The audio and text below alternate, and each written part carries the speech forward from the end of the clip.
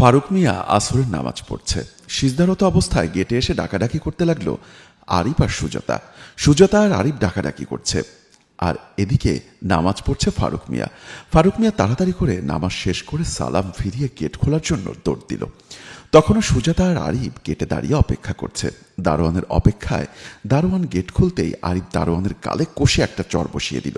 বলতে লাগলো, ছোট লোকের বাচ্চা, তোকে রেখেছি এই গেটে সারাক্ষণ ডিউটি করার জন্য।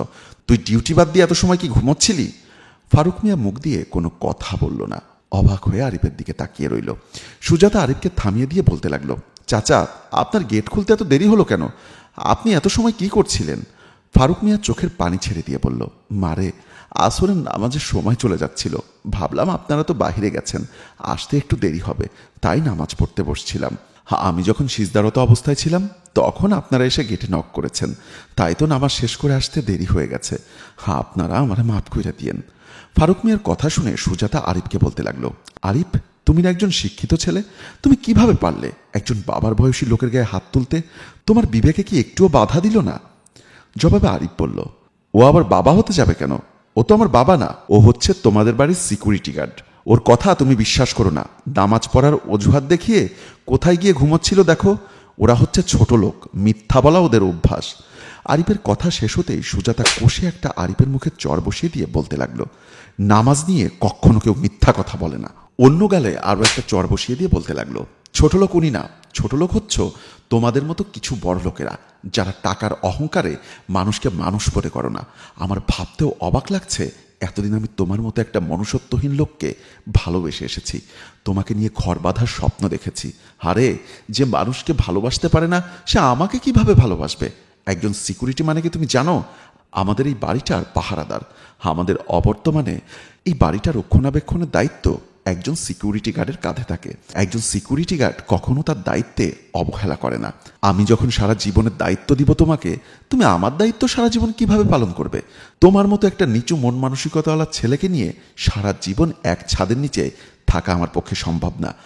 আমি এমন একজন জীবনসঙ্গী চাই যে কিনা আমার বাড়ির কাজের ছেলের সাথে একই টেবিলে বসে খাবার খেতে পারবে। আমি এমন একজন জীবনসঙ্গী চাই যার কাছে ধনী গরিবের কোনো ভেদাভেদ থাকবে না, সবাইকেই সমান চোখে দেখবে। সবার উপর মানুষ সত্য, তাহার উপর নয়। তুমি এখন আসতে পারো। চাচা, ওর হয়ে আমি আপনার কাছে ক্ষমা চাচ্ছি। আপনি প্লিজ আমাকে ক্ষমা করে দিবেন। আরিফ সঙ্গে সঙ্গে সুজাতার হাত ধরে ক্ষমা চাইতে লাগলো। সুজাতা বলতে লাগলো, আমার কাছে তো তুমি কোনো অপরাধ করনি, আমার কাছে কেন ক্ষমা চাচ্ছ? ক্ষমা যদি চাইতেই হয় তুমি ফারুক চাচার কাছে চাও, উনি যদি তোমাকে ক্ষমা করে তাহলেই তুমি ক্ষমা পাবে। আরিফ সঙ্গে সঙ্গে মারুফ মিয়ার পা ধরে ক্ষমা চাইতে লাগলো। মারুফ মিয়া আরিফকে ধরে বলতে লাগলো, বাবারে, প্রত্যেকটা মানুষই ভুল করে, আর যে মানুষটি তার নিজের ভুল বুঝতে পারে সে হচ্ছে প্রকৃত মানুষ।